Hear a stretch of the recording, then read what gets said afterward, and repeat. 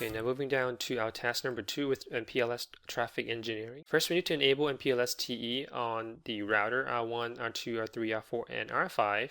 And we need to configure it, or we are allowed to have the bandwidth reserve up to the link bandwidth. Okay, so as I mentioned in the beginning of the videos, RSVP is the main protocols that makes all this happen. So when you deal with RSVP, you have to specify how much bandwidth you allow the RSVP to operate under. This is per interface on the router. If you look at our diagram here, so first we need to identify the interfaces on each of these routers that's going to be participating in the MPLS TE, and that's pretty much all the interfaces that's part of this orange circle right here in the middle.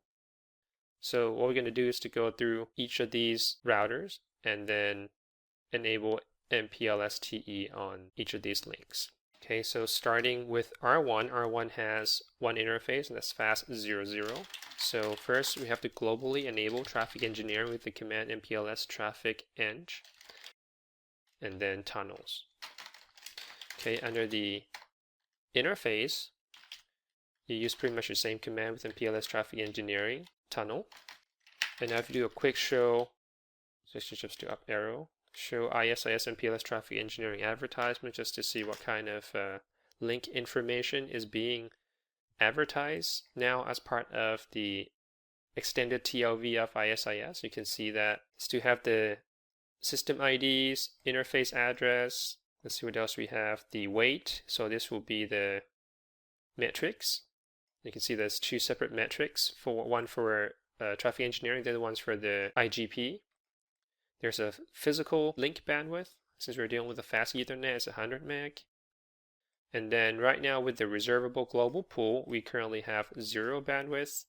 And you can see the list of pool bandwidth here as well. They are all 0 at this point, since we haven't really specified how much bandwidth that the RSVP can use on the interface. Okay, so now going back to our fast00, we need to do IP RSVP, and here is the bandwidth option. And we said we can reserve up to the link bandwidth. And this is in a kilobit per second, so it will be a 100,000 for 100 meg. And now if you go back and do the same show command, you can see that now the bandwidth of a global pool has become 100 meg, as well as the unreserved bandwidth list right here. So the values 0 through 7, those are the priority, which we'll look at in LSP attributes video. But for now, 0 is the highest priority and 7 is the lowest priority. You can see that they all have the available bandwidth of 100 meg. Okay, so now we're just going to have to go around the other 4 routers and pretty much enable the same thing. So let's go in the numerical order. So we just did router 1, next we're going to do router 2. Router 2 has 3 interfaces that needs to be configured. So jump over to router 2, MPLS Traffic Engineering, tunnel. First is 0000. Up arrow, IP RSVP.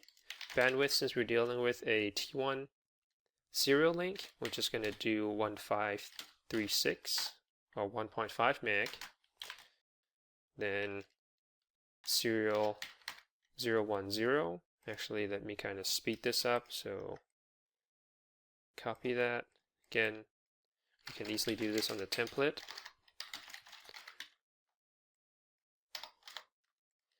And then there's another interface for R2, which is serial 020:0. Okay. Next is router 3. And router 3 has 4 interfaces that needs to be enabled.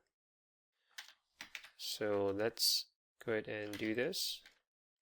First it's going to be fast 00. Okay, bandwidth is going to be 100 meg. And then same serial interface number as R2, I believe. And we're missing the serial 000. Okay, so copy all that. Paste. And then on router R4, we have 3 interfaces. So let's modify what we have already. 101:0 and then 02:0. Okay. Paste. Make sure that took it. Let's see. All right, and then router R5, same thing, 3 interfaces with identical interface number. So go back to R5, make sure we're in the config mode, and paste. And that should be it as far as enabling MPLS TE on those routers and configuring the RSVP reserve bandwidth. So now that we have our core MPLS enabled with MPLS TE, we can now start configuring the tunnel. So next we need to configure a MPLS TE tunnel number 1 from a router R1 to R2 with the following parameters. Okay, so the tunnel bandwidth is going to be 500K. We're going to use the auto route announce for tunnel forwarding, and we're going to be discussing different method of forwarding traffic into the tunnel in another videos, but now it's just to go ahead and use the auto route announce as our method. And for our path option, we're just going to specify a dynamic for now, so just basically let the network kind of figure out the path for you. And again, we're going to have a separate video as far as the different option for the path option, but here we're just going to use dynamic. And then we need to verify the traffic from R6 to R7 loopback 10 through 12 are routed through MPLS TE tunnel. And then we're just going to be looking at some of the show commands output once we have the tunnel up and running. Okay, so the tunnel is going to extend from R1 to R2. Okay, so R1 is going to be considered our head-end routers, and R2 is going to be our tail-end routers. And we're going to try to get traffic from R6 basically across to R7. So what's happening in the middle, we'll see in a second, since we're using a dynamic for our path option. So now on R1, do interface tunnel 1. So just like any other interface or tunnel you might have seen, first we need to give it an IP, just like any other tunnel again. But since it's a point-to-point tunnel, you can easily just do the IP unnumber, and we can just kind of tie that to our loopback 0. Okay. Tunnel doesn't really need an IP of its own. And then for our tunnel destination, we said it's going to be the router R2. So router R2 loopback is 0.2. Okay, always operate off a loopback. And then under tunnel mode, so you have to turn this tunnel into a MPLS TE tunnel. So it will be MPLS Traffic Eng. Okay, next we have to configure the parameter. So first we do a tunnel MPLS Traffic Engineering. You can see that these are all the options that you can do under tunnel configuration for traffic engineering. First we set the bandwidth that tunnel expect to use, or bandwidth is, again, this is in a kbps, so it will be 500. And then we need to use the auto routes as far as the forwarding option. So we do auto route announce, okay, enter, and then I believe the last one is for path option to be dynamic. Okay, so we have a option for path option right here.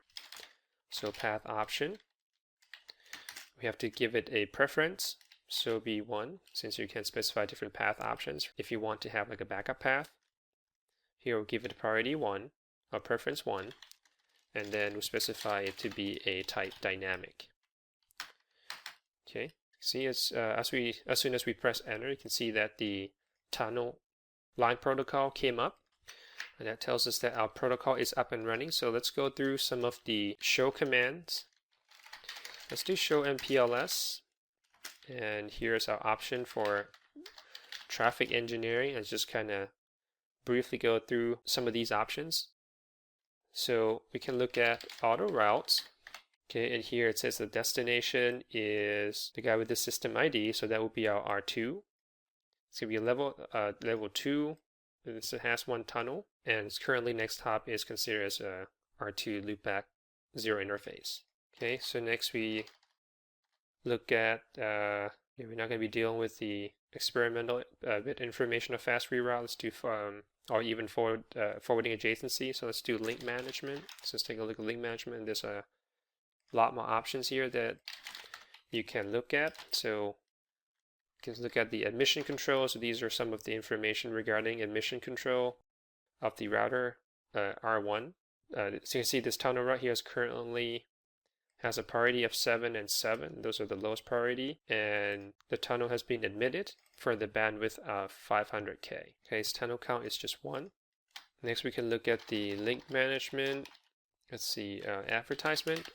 And again, these are the kind of information that's being advertised to the rest of the network by this router. Let me check something real quick. Make sure the tunnel is still up. Okay.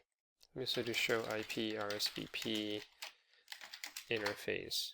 Okay, so let's take a quick look at this output up here first for the advertisement. Again, that's the IGP system ID, the MPLS TE router ID. The number of links that's being flooded to the or advertised to the network is just 1, since the R1 only has fast 00. And the IP address of the link is 31.1. The designated router for that segment, since we're dealing with a layer 2 VLAN here, broadcast domain, a broadcast link, link physical bandwidth, and then reservable global bandwidth. So very similar to what we saw previously with the show ISIS command.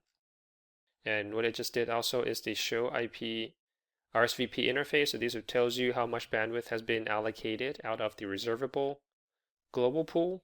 So you can see right here, since we specify our tunnel interface bandwidth to be 500K, and that's the allocated amount of bandwidth, since we have 100 meg as far as the available bandwidth. So we can see it's still plenty of bandwidth available. Okay, now let's go back to our show command. We just did the link management. Then we can look at the bandwidth allocation.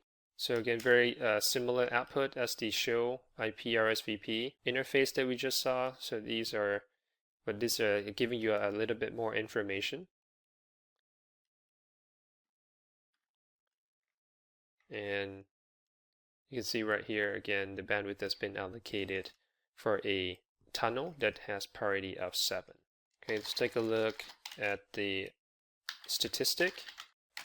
So these are some of the packets statistic that's part of MPLS TE. You can see that we have some counts for a path. So this is part of our RSVP protocol. The path, which we'll see in a second when we do the Wireshark packet capture path, is the message that goes from the head end to the tail end router for a tunnel setup, and then the rest or RESV is the packet that's coming back in the other direction from the tail end back up to the head end. And then if the last option, if you do a link management summary, you can see that we are getting a similar sets of information from this command as well. Okay, I'm just not going to go through line by line. Okay, next if we do show MPLS Traffic Engineering. Another command that you might be interested in is the topology. So this is the global view of the MPLS TE network from the perspective of the router R1. So here, from top to bottom, we're starting off with the router R1 itself. So this is the local information that it already has. Next is the information from router R2 that's been flooded to the network. So R2 has 3 links. That's part of the MPLS TE. So you can see that this is the link that goes to router R4, since we can tell from the 3rd octet of the IP. Next is the link that goes to the router R3, and then here's the link that goes to the router R5. Okay, next if you look at router R3, actually let me kind of run it all the way through so you can see. And this is exactly how the router makes a tunnel routing decision based on these informations, whether it's available bandwidth or some other LSP attributes. So let's go back to, we're looking at the router R3 at this point, and R3 I believe has 4 interfaces, so 3 serial links and 1 line interface. So that's the link between R1, R3, and that's the link between R2 and R3. You can see that there is some bandwidth that's been allocated across that link already. Those are 500K, and that's for the tunnel that we just created. So we can pretty much tell that the tunnel currently is taking the path through R3 to R2. Since we saw the interface right here has the 500K bandwidth allocated, as well as in the R1 itself. Okay, so we're just dealing with the outgoing, in the outgoing direction from R1 to R2. And here's the link from between R3 and R4. Okay, and each of those contains IGP ID, link interface, TE metrics and IGP metrics, some attributes flag, and then obviously the bandwidth information. And we can also do, if that's too much information for you, you can also do a brief version of that, although the output information is less than what we saw with the other command. Okay, the last show command that I want to show you is the show MPLS Traffic Engineering tunnel. Okay, so that will give you the information regarding the tunnel, whether it's originated or terminated on that router. It's actually just passed through, the tunnel is just passed through the router itself. Okay, so in this case, R1 is originating the tunnel. So you can see destination is the router. R2, admin state is up, operational state is up, the path is valid. Signaling is connected, and it's currently using a path option number 1, although we only have one path option, is type dynamic. Okay, and then here's some of the parameters for the tunnel. Bandwidth is 500K. The priority is lowest priority by default 7 and 7. We'll talk about later because just FYI, the first value is a setup priority and the second value is the whole priority. Okay, then we have some affinity mask, the metrics type, and it's saying that we're currently using the auto route method to forward the traffic. Okay, lockdown disable, and we currently do not use auto bandwidth since we manually specify the tunnel bandwidth. And now right here, right at the middle, you have the output label, and these are the label that's been distributed through RSVP. We can take a quick note. Currently, the output label for R1 going towards R3 right now is, let me just type that in so we know, is 36. Okay, and here's some path information. So on the line that said explicit route right here, it tells you exactly how many hops the tunnel is going through, and that's what tells you the exact path that the traffic will travel. Okay, so the next hop will be 13.3, and then it goes to 23.2, and then it ends up, or it terminates on the R2 loopback 0. Okay, here again is the bandwidth information. And here's some history on the tunnel, uptime, time since the last path change, and that's the current LSP uptime.